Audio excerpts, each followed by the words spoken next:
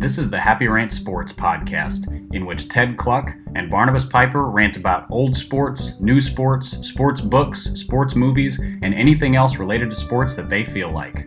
Enjoy. Hey, welcome to the Happy Rant Sports podcast. I am Ted Cluck, joined as always in studio by my good friend, my partner in sports radio, my week one opponent in fantasy football, Barnabas Piper. Pipe, good to be back. You mean week one victor? Yeah, dude, week one, I don't put a lot of stock in week one. So like that one didn't hurt. They will start to hurt worse as the weeks go by. Week one, I'm kind of like Belichick. I treat the first few weeks of fantasy kind of like preseason. Right. So I'm not too worried, not too concerned. Just getting to know my guys, getting to know the clubhouse, you know. I still like my team. It's always a learning experience. Yeah, you don't start to hate your team until like week 3. Well, dude, certain guys do though. Like certain guys after week 1, they're like putting everybody on the trade block and proposing trades and being crazy. But I'm just like, nah, we gotta give this thing a little bit of time to play out.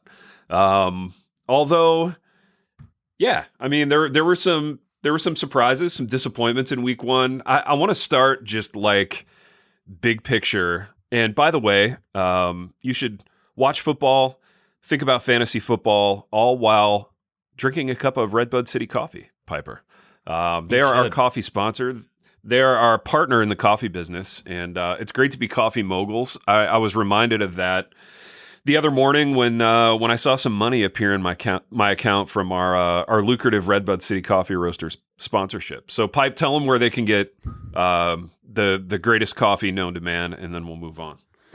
Yes, the greatest coffee known to man can be found at redbudcoffee.com. So you can soundbite that. You can share it everywhere. The best coffee known to man is at redbudcoffee.com. They have a variety of roasts. They even have like cool little travel mugs you can get with a cool logo that looks almost like a marijuana leaf, but not quite. I noticed that. Not that I know what that looks like if my employer's listening. But yeah, it looked like a mysterious leaf that you've also seen in other apparel worn by skaters and stuff.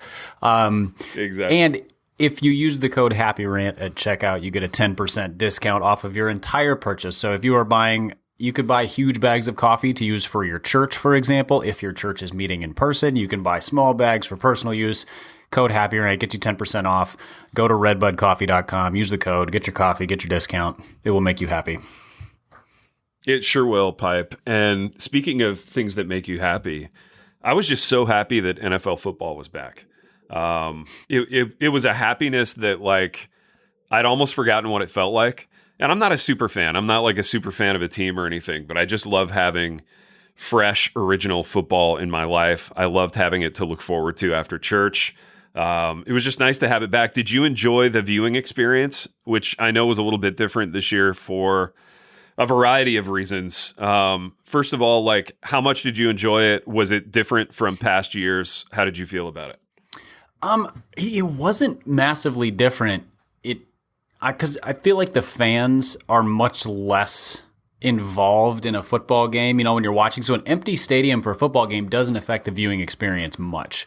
It does from a noise standpoint, like at the intense parts of the game, but not from a like how the game works, which is nice because like I have not enjoyed watching the NBA playoffs for 2 reasons. One, those are supposed to happen in April and May and June, and so they're totally out of whack for me. I have not gotten into the rhythm at all. But also, like, it feels like watching intense practices in terms of the vibe, even though I know they're games that matter. So, no, the football, it just felt so at home. It was like, it is the fall. There are games. I loved that we skipped the preseason. I hate the preseason. So I like 1 or 2 weeks of preseason would be fine, but 4 weeks of preseason always drags me down. So I loved that just disappeared and we jumped straight into like games that matter. This is exciting. It is, man. It's really fun. It's really exciting. I'm with you on the NBA. I've struggled mightily to care about that or watch any of it. Also for a variety of reasons. One of which was it just feels like summer league because they're in a small gym. I think they would have been better served, even if they were going to do the bubble, to like play it in a big arena, I think there's something about context that matters with these things. And yeah, I'm with you. Like the lack of fans in week 1, it didn't bother me at all. It didn't feel different. It didn't feel weird. I think the NFL, comparative to some of the other leagues, has done a good job with the fake crowd noise.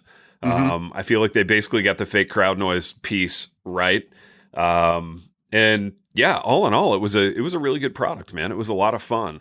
And I've been pleasantly surprised by it. And I think so it's weird. Help me understand this.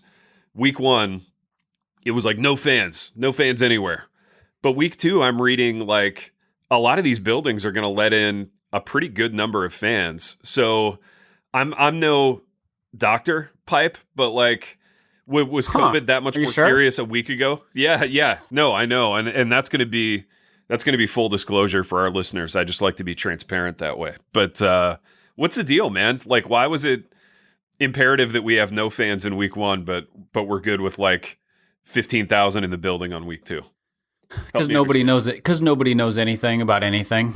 I think. I think that's kind of the answer. I have no idea how COVID works. I don't think anybody else does either. There are a lot of people who are very certain that if you don't wear a mask, everyone will die. There's a lot of people who are very certain that wearing a mask does absolutely nothing. And if everybody's certain about opposite things, I don't think anyone knows anything.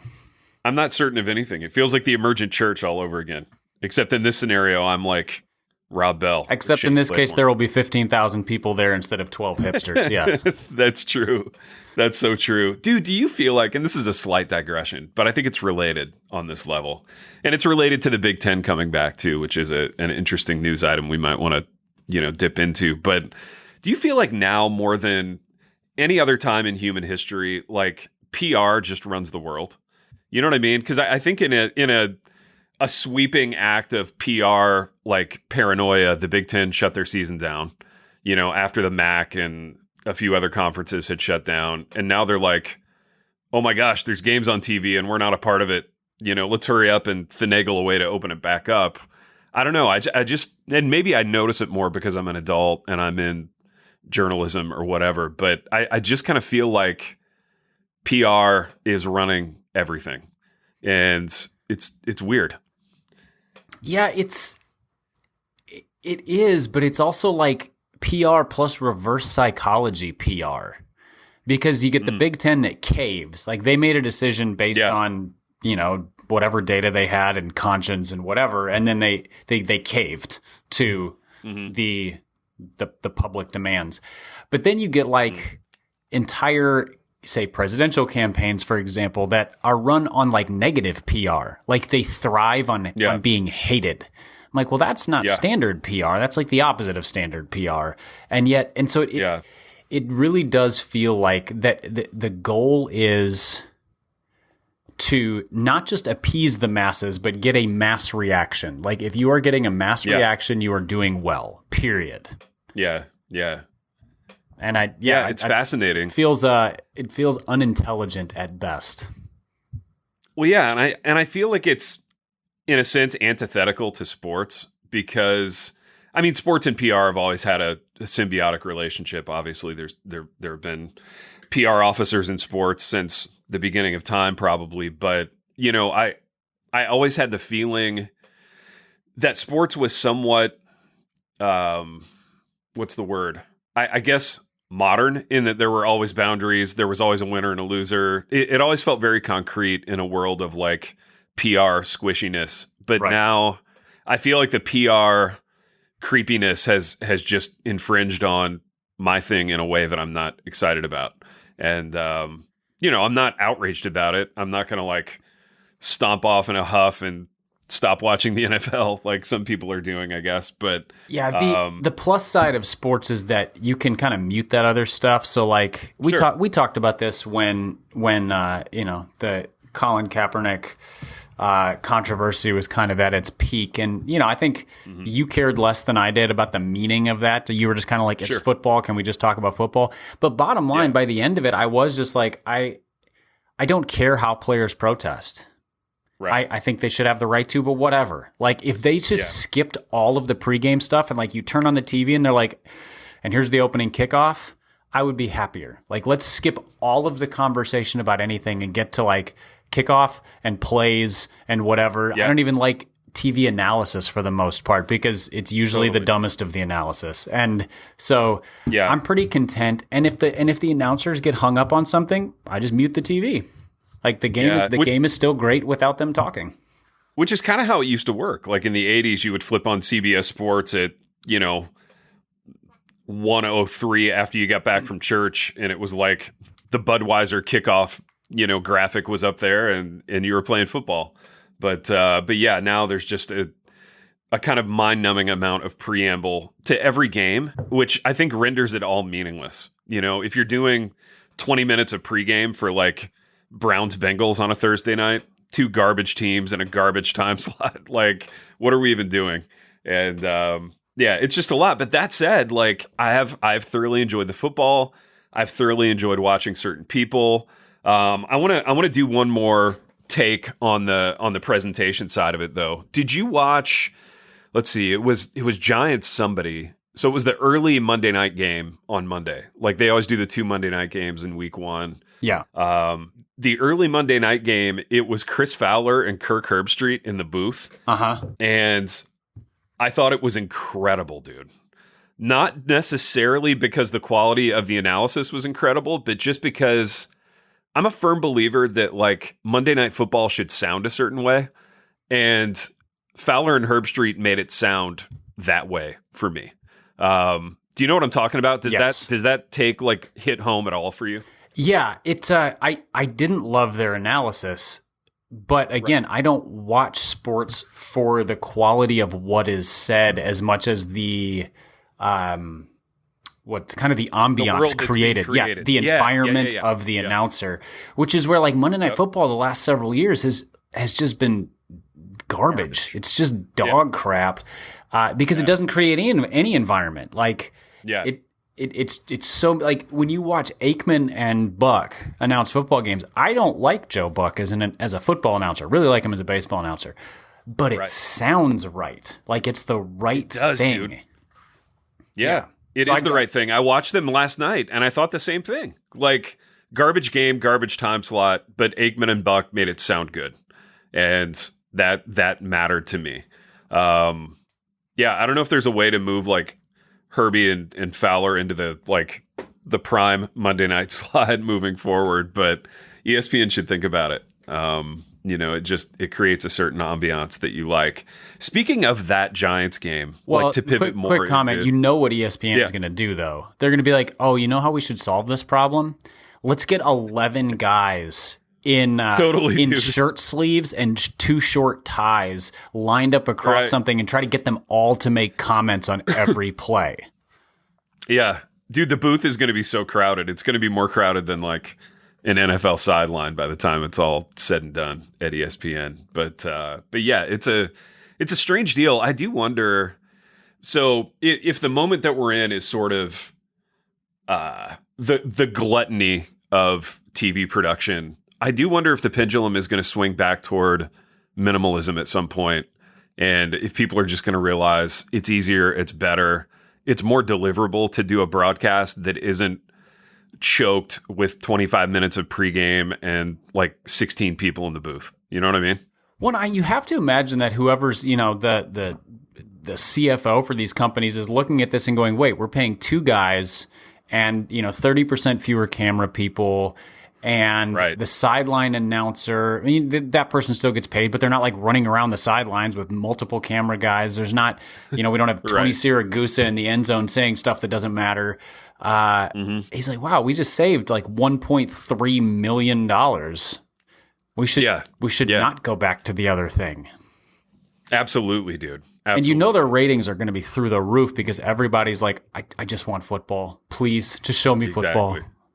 I know, man. I know. And even that comment, even a comment like that is like politically charged and hot takey in 2020. But I do think there are people out there who would enjoy just watching a game for a game.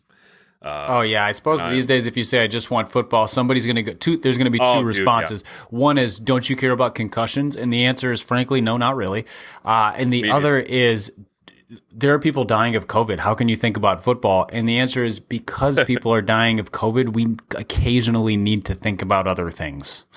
It's fun to think about football. It is a absolute relief to take a few hours and just enjoy ourselves. So no, I feel no guilt, and you can take your piety and self-righteousness to a different podcast. There it is, dude. There it is. That just mitigated against all the negative comments that we were going to get on that level. On that game, though, that same game, and I wish I could remember who the Giants were playing in it. Do you remember? It's only been like 1 week ago. Maybe I've had too many concussions. But anyway, they were playing somebody. Stomped by somebody. Yeah.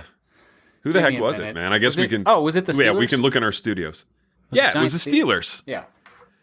It was Giants Steelers, and I had three. I have three takeaways from that game. One is that ESPN seemed to think that Jason Garrett was the Giants head coach for all of the like cutaway shots and commentary that they had about Jason Garrett, which begged the question to me, has there ever been a more mediocre coordinator that's gotten more attention during a broadcast than Jason Garrett? It was stunning to me how much they focused on him. I feel like there was another game in recent years where they picked that as a narrative and it came back, and it was a mediocre coordinator. I can't remember who it was. It might have been like an Adam Gase thing, probably. Yeah, maybe, but like he's been the head coach, and I mean Garrett. It was really odd. Like you would not have known that A, he's not the head coach, and B, he's not a good coach. Right. Yeah, it was kind of amazing.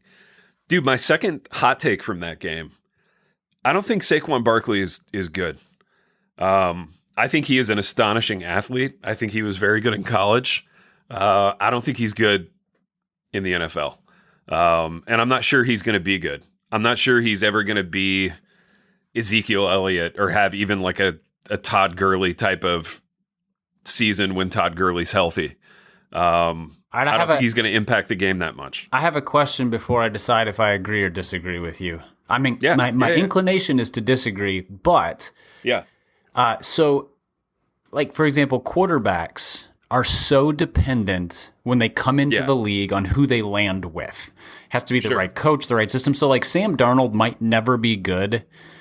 Because he landed with Adam Gase, who is just a putrid coach. He's so bad. And their roster is a disaster. Yeah. I mean, the Jets are they're a semi-pro team, save for a couple of guys. And Sam Darnold, if he had landed on like the Chargers, played behind Phillip Rivers for a year or whatever, might be an all-pro this year or something. Who knows? Or the Rams, if he had taken on like the Jared Goff role. Right. So that kind of thing. So how much is that true for running backs? And second question, if a running back has played behind just a horrendous offensive line, which Saquon Barkley has for his first couple of years. And he's put up pretty ridiculous numbers his first couple of years. So there's an argument for him being good. If not, maybe not elite all time, but like very good. If a running back runs behind a terrible offensive line, how much does that affect his future play? Like he just begins to have bad running habits, or he can't read blocks because he's never seen a block. Those kinds of things. Yeah. No, I get it, man. And I have some comments on that, and then I have a couple of comments on just Barkley, the player. My comments to your questions are, okay, so from 1975 to probably 83, Walter Payton played behind dreadful offensive lines. Just kind of famously bad lines. And he was still a great player who got numbers and impacted the game. In as much as if you would watch an old Bear game, you would go, this guy's their whole team, and he's keeping them in it. Whereas Barkley has put up numbers, but they're the kind of numbers that, like, rarely do you watch a Giants game and go, oh my gosh, that guy is like single-handedly keeping them in this. Barkley will like lose yards on 4 carries and then rip off like a 26-yard gain. And at the end of the day, his numbers look good, but he didn't impact the game. To me, his offensive line is middling, right? They're not disastrous. They were last year. Last year they were terrible. Yeah. They strengthened it some this year between the draft and I think a couple signings. They did, but even last year they had Will Hernandez, who's supposedly a great run blocker. They traded for Kevin Zeitler, who's capable. I thought he was injured. I thought they traded for him and then he got hurt. But yes, may have happened. He was supposed to be like a solid guard, particularly as a run blocker. Yeah. To me, Barkley he's a big guy who plays like a little guy, and he's non-existent in pass protection. So either you can't have him on the field on third down, or if you have him on the field, he's not blocking. I don't know. I just think he's one of those guys that, like, and I'm trying to think of a great comp for him in this, but you might get to the end of his career and look at his numbers and go, oh yeah, he was good. But if you're a Giants fan or you watch a lot of Giants games, you're not sort of enamored with Saquon Barkley at the end. You know what I'm saying? Is he like Fred Taylor? Maybe. Honestly, dude, here's a comp that's not perfect, but it's getting there. Christian Okoye. You know, we look back on Christian Okoye, and I think in our memories, he's better than he actually was, because he was similar in that he was a very big guy who danced a lot, hesitated in the hole, ran like a little guy, didn't always see where to go. But, you know, in our memories, we remember him running over Steve Atwater, and we remember him like doing 3 or 4 astonishing things. And we have fonder like recollections of him than we're actually there. And I think that's the thing. Like, you mentioned Walter Payton, and so if I was going to name 3 running backs off the top of my head who just like as sheer runners stand out in my mind: Payton, Barry Sanders, Adrian Peterson. Absolutely. There are other elite running backs, but those 3 come to mind as just like you're going to hand them the ball and see what happens. Barry Sanders, we remove from this argument because he was a standalone stylistically and in terms of talent. He did run behind terrible offensive lines, but nobody made guys miss like Sanders. And he was a freaky outlier. Yeah. You know, just an alien. We just remove him because there will never be another one stylistically, it just seems impossible. The thing that Walter Payton and Adrian Peterson had in common was like, they're just like frothing at the mouth animals competitively. Right. Angry runners. Yes. Yeah. Now, Payton was a smoother runner, like just his balance, his ability to make people miss, the way that he would. Whereas Peterson was like, I would like to destroy your rib cage on my way to the end zone, kind of thing, a little bit more. Yeah.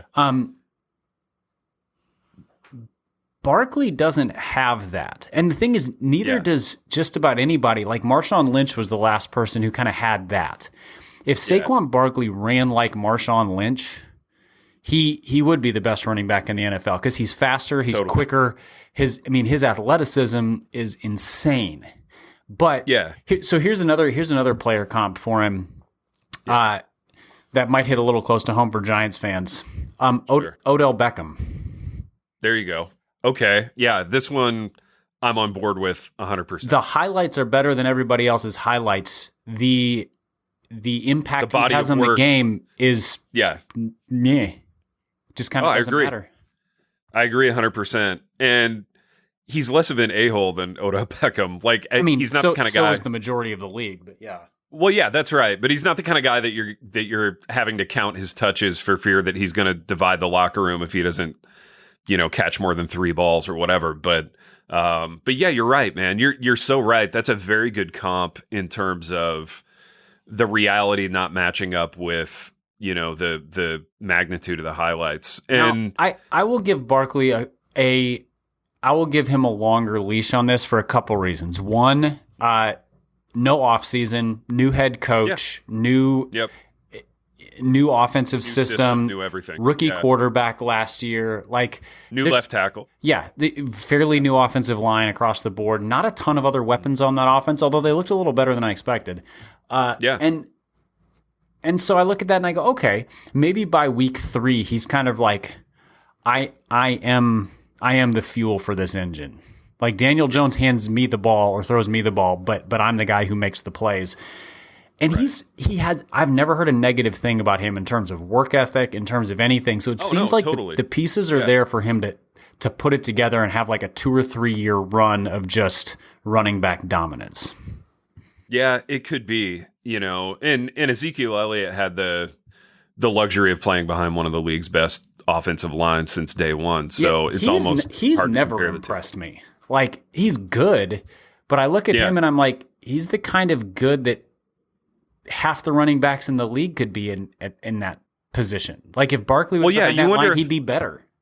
Right. You wonder if you put Chris Carson into the Dallas Cowboys, if you would grab Ezekiel Elliott's numbers. You know what I mean?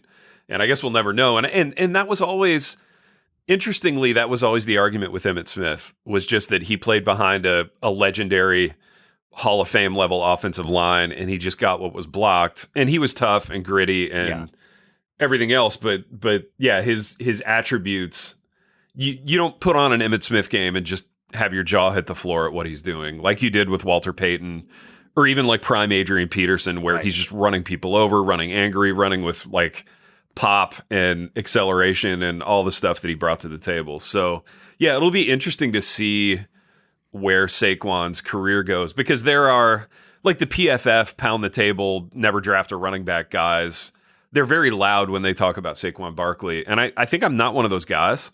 Like, if you believe that player is the best player, then draft him. But, you know, at the end of the day, I don't know if he, I'll do another comp of a guy who I think is different, but whose career will end up being way better than Saquon's. Edgerrin James. So it was a different era in the league, but that was the year where they could have they basically could have had Edgerrin James or Ricky Williams, and they took Edgerrin James. Not an astonishingly good offensive line, I would say competent. You know, they had Jeff Saturday at center. They had, you know, late career Tarek Glenn at left tackle, who was, you know, in the upper third of the league. Otherwise, there wasn't a lot to recommend that offensive line.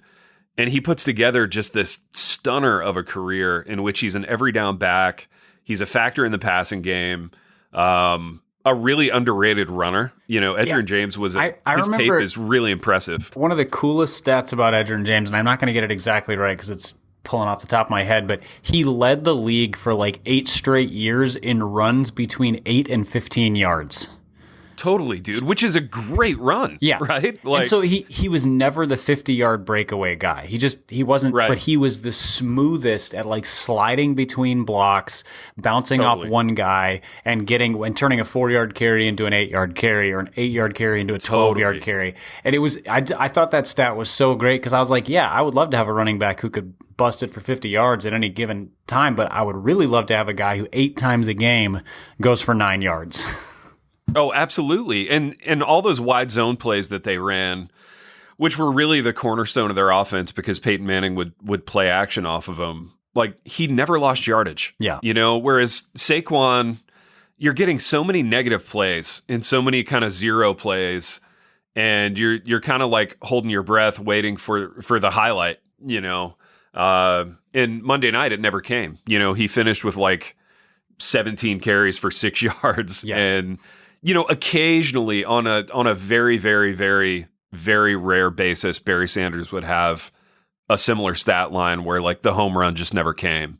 But it was more the exception than the norm with him. And Peterson would have some of those games too. It was rarely this bad, but you would see like some of those 13 carries, 19 yards kind of games.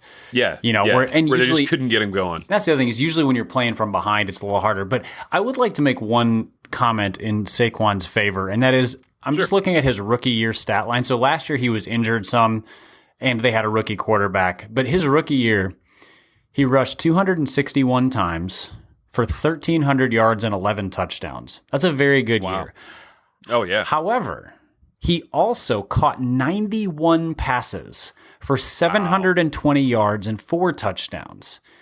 Wow. So he led the league in yards from scrimmage as a rookie. And that was with Eli friggin' Manning as quarterback. Yeah, that was with, you know, probably the most garbage iteration of a roster that he's played with.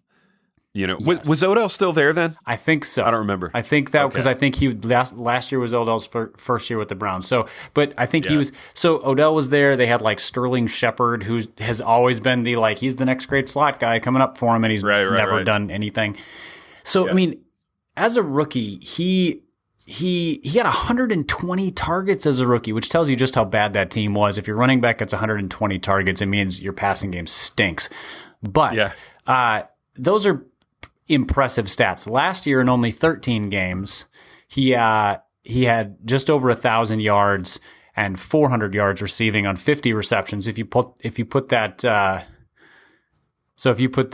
at up to 16 games, that's just over 1,200 yards, and then just over like between 500 and 600 yards receiving. So like 17 to 1,900 yards total.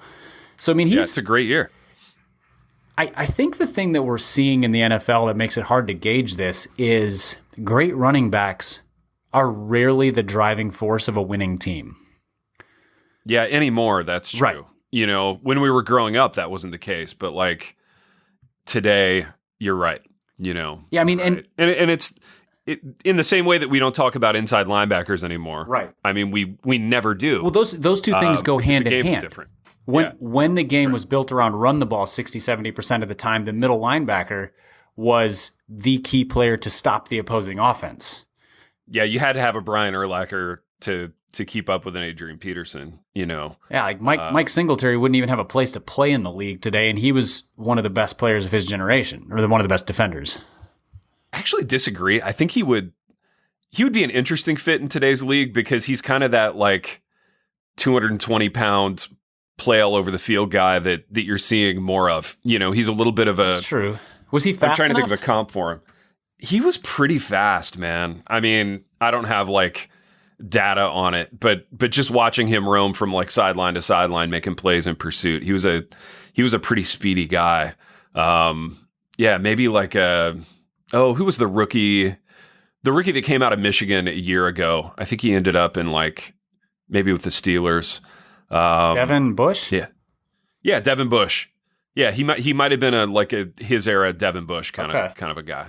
Yeah, I mean the undersized sideline to sideline linebacker is a real thing. I mean, Kuechly was kind of like that. He was in the 230, 235 range. 220, 230. Yep. Yeah. Yep. Absolutely. So staying in that division, Piper, more week one overreaction, hot take type things. Are the Eagles done?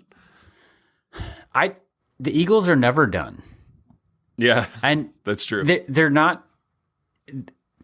They have had the worst health luck of any team in the NFL, I think. You know, every time they go out and try to strengthen a position, they then lose 4 guys at that position. Like all of their good offensive linemen this year, all of, wide receivers, etc. But like they're a well-coached team for the most part. Mm-hmm. And I just feel like they're going to end up going 8-8 to 10-6. Like it's going to happen. Yeah. Because that's true. Assuming Carson Wentz doesn't die, right. He's a good quarterback. And honestly, if he had weapons and a healthy offensive line, I think we would look at him and go, he's a top 10 quarterback. Right now, he's kind of middle tier because we don't really know what he is. Yeah, exactly. I'm with you. I think things level off in that division, and the cream will rise to the top a little bit.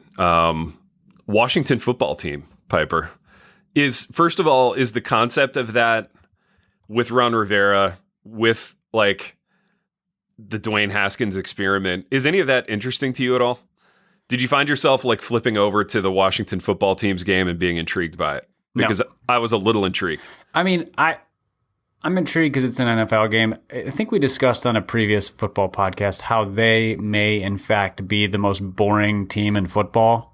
Like there are bad teams that are more interesting than they are because they're bad. Like the Jets. The Jets are a terrible team, but they have Sam Darnold, and they have a coach who is so bad he's interesting.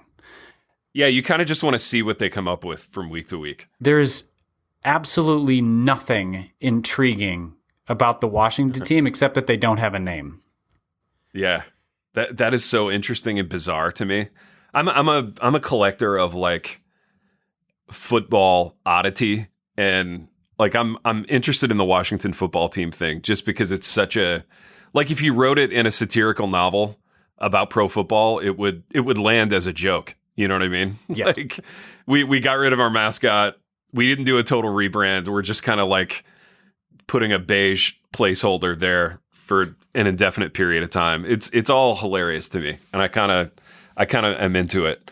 You know what I wish that team would do right now, given the way that it's built. They could be an interesting team. Because their defense is like 1 or 2 players away from being a top 5 to 10 defense. Their defensive line is disgusting. It's so good. It really is, dude. Yeah. If they would just do the thing like the Seattle way, where it's like we're going to build an offense that can make a couple plays, and they've got Terry McLaurin. I don't know if Haskins is good, but let's assume he can be decent. And then I don't know, committee at running back, and just like a moderate offense and a filthy defense. Like all of a sudden, they could win that division because there's nobody else good in that division. I think the Cowboys are never as good as people expect them to be. I think the Eagles are injured, and I think the Giants are bad. So, like they could be in competition for that division or for a wild card spot with just that. Which would, as fun storylines go in the NFL, that would be a really great one for this year. Yeah. Like, as much of a dumpster fire as 2020 has been, like, if Ron Rivera with cancer goes into the most toxic and horrific organization in the NFL and, like, takes it to the playoffs, that would be incredible. Like, I would be here for that storyline all day long. It'd be a lot of fun.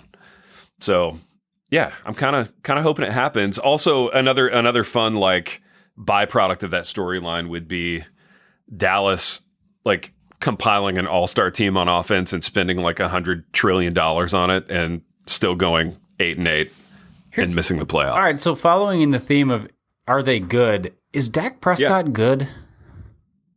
Well, see, I don't know. You know, I really don't know. That feels like, okay, here's what it feels like to me. And this one's going to hit close to home, and we'll get to your team in a minute. But it feels like another, like, we have to have a quarterback. Once the quarterback reaches a certain level of, like, vestedness in the league, we have to pay him a certain amount of money. And what's more, we have to convince our fan base that we're moving forward at that position, or we're doing something decisive. So I think they kind of talked themselves into Dak Prescott being great in the same way that you guys talked yourselves into Kirk Cousins being great. I hate that you just said you guys as if I had any not you guys, not decision. Like no. Yeah, no, not that you had anything to do with that decision at all, but the Vikings in general. I loudly cast my vote in favor of re-signing Teddy Bridgewater, and I'm going to die on that hill over and over. Dude, and over I would die on that hill. And I actually think this year is going to bear it out. I think Teddy Bridgewater is going to have a better year than Kirk Cousins if you look at the football and not the numbers. Because, I mean, week 1 for Cousins was like emblematic of him in that the game is a disaster.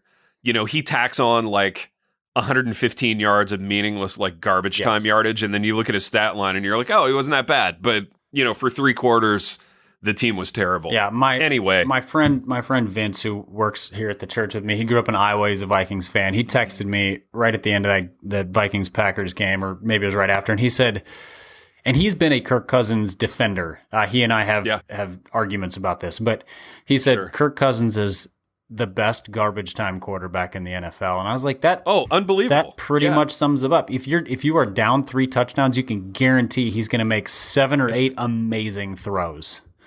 Dude, it's an interesting, like, bizarro world turn on the whole, like, yeah, I really want Joe Montana in the fourth quarter. You know, I really want Tom Brady. And you could make the argument, I really want Kirk Cousins in the fourth quarter. Only if you're down by more than 14 points. If you're down by more than 14 points and you have no chance of winning, like, he's going to cut it to within 6. You're not going to win ever, but he's going to throw for like a $115 and 2 scores when it absolutely doesn't matter. The playoff win against the Saints was like the one time in his career where he did impressive things in the fourth quarter. You know, big throws to Adam Thielen, big throw to Kyle Rudolph for the touchdown. And that was it. I think he just used up all of his good fourth quarter magic. Yeah, I'm with you. And I think that's where I'm at on Dak Prescott. Like, yeah, you can look at the stats, you can look at the attributes, the physicality, and I'm not saying he's a bad quarterback, right? To me, he's kind of on that Carson Wentz level. And they're really kind of similar when Wentz is healthy. Like, he can hurt you on the ground. You know, he's big, he's physical, he's hard to sack when he's healthy. You know, he can do some things in the passing game, but, like, at the end of the day, I don't think you're planting your flag on the hill of, like, Carson Wentz is a great, great quarterback. Not in the same way that, you know, the the Russell Wilsons of the world, or the Aaron Rodgers even, which interesting week out of him, by the way. Yep. You know, you could very easily plant your flag on those hills and go, this is a great quarterback, you know, fight me. Yeah. And you wouldn't sound stupid. You know what I mean? Yeah, I feel like the Dak is the kind of quarterback who, if you put him on the Jaguars, he's not going to be very good. You put him on the Cowboys with a lot of talent and not very good coaching, and he's good, like solid. Yeah. If he wasn't played for Kyle Shanahan, he might be a top 8 quarterback. Like Dude, there's okay, so that's a great one. If you put him on the Niners are better. Oh, for sure. Like, but if you put him on the Jaguars, if you put him on the Jags are actually worse. Like, Dak would be a better, like, tanking, piece than Gardner Minshew, because Minshew's just so doggone, like, I'm going to will this to happen. Like, he's kind of that guy. Like, the Jags are going to win 6 or 7 games and, like, screw up their tank. Whereas I think Dak Prescott on the Jags, he would lose interest. Like, they'd win 2 or 3 games, Whereas if you put him on the Niners, like, they're borderline a Super Bowl contender again.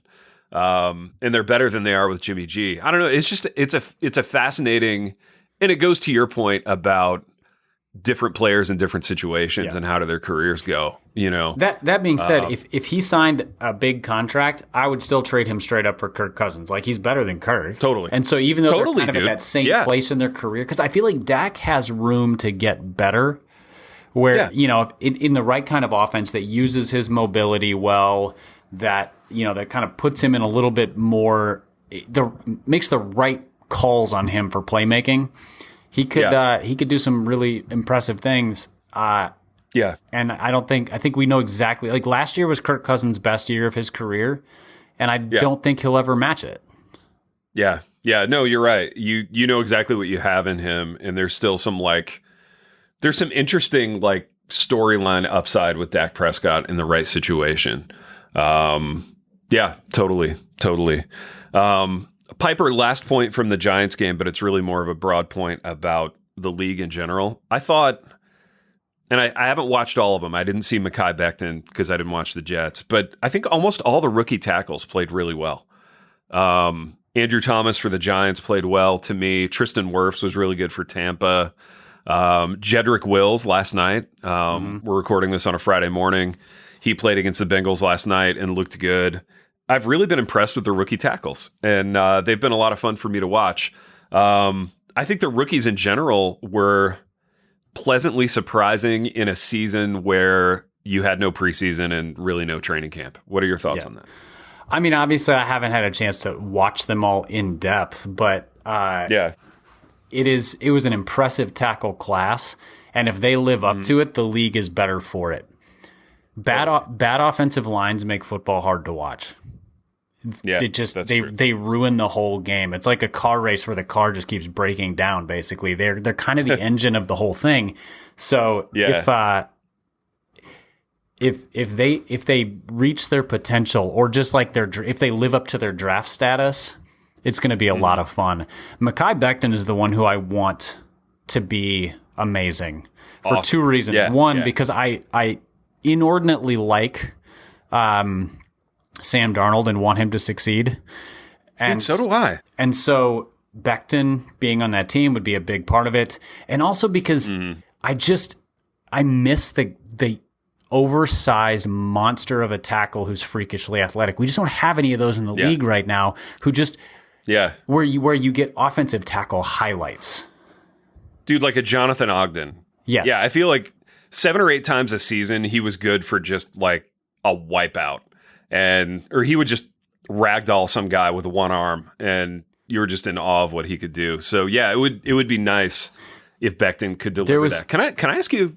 Go ahead. There was one highlight from Sunday. I think it was Trent Williams, who's not a young tackle, where he gets a free release off the line and just blows up the. I think it was probably like a nickel linebacker, maybe a safety. Yeah, and he just sent the guy into the next life. And I just watched it on loop for about 3 straight minutes, just giggling because it was I sent it to all the offensive linemen that I coach. Yes. I was like, you guys watch this. This is awesome. Yeah, it was great, man. Can I ask why you like Sam Darnold so much? Because I do too, and I can't even like really quantify why that is. But I have the same feelings. I want to hear from you on that. Okay. So we had this conversation about Lamar Jackson as well when he came in. Yeah. And we were comparing like Lamar Jackson, Sam Darnold, Josh Rosen, and who else? I don't remember. A couple other guys, and neither of us like the quarterback camp guys. Right. The Elite 11 guys, the quarterback camp guys. We like the gritty working class guys who have talent, who showed out in college, but weren't like, they're not cut from a mold. Like Lamar Jackson plays football in a way that you're not really supposed to, but it works really well. And Sam Darnold had some of that. Plus, when he was in high school, I think he was like their strong safety. And I love a quarterback who's also the captain of the defense. Like that's just, that's not a thing you see very often. And the idea of like quarterbacks specializing early on and being pampered and being elite coached just makes me like them less. Yeah. Whereas the guy who's like, we had 44 people on our high school team. So I played linebacker and quarterback. And I switched from wide receiver because, and then started playing quarterback because the other quarterback blew out his shoulder or whatever. There's just a sort of like, this guy has what it takes to kind of overcome adversity, to play tough, to figure it out.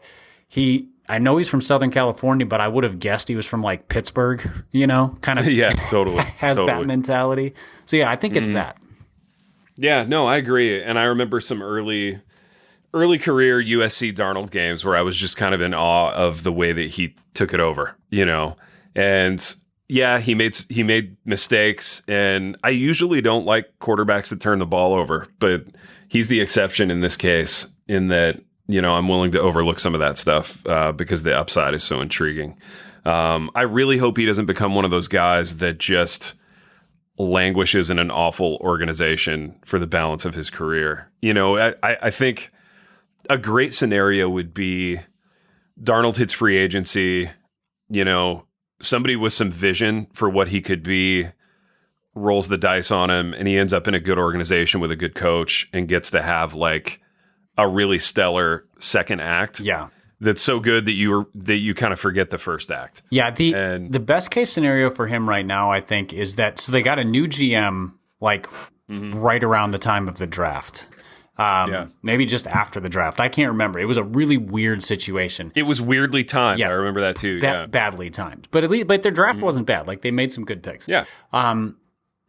If that GM, so he made the Jamal Adams trade, picked up 2 or 3 first round picks. So a good start towards restocking the talent pool affordably there. Yeah. Sure. If he fires Adam Gase, gets permission from the owner to do that, and brings in a coach who either like a Ron Rivera-ish, like steady hand coach, or a or like a hotshot offensive coordinator coach. So Lincoln Riley or somebody like that. Right. Either of those is going to be good for him. He needs either somebody who's like, we are going to use every ounce of your talent, or a guy who's like, we're just going to right this ship. It's just going to be steady. And I mean, that's what the Jets need anyway, because they've just been a disaster for like since Chad Pennington.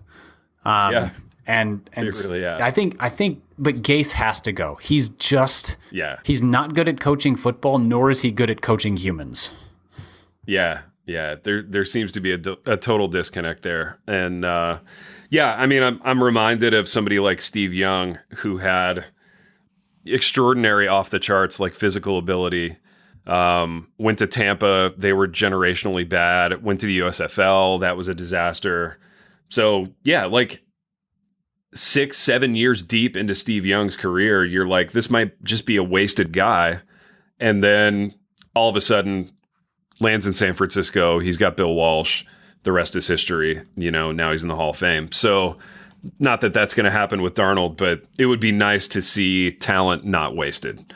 And, I think that's where I'm at on it. But Piper, my time is up, man. I've got to put on my welding helmet here and go teach college. So,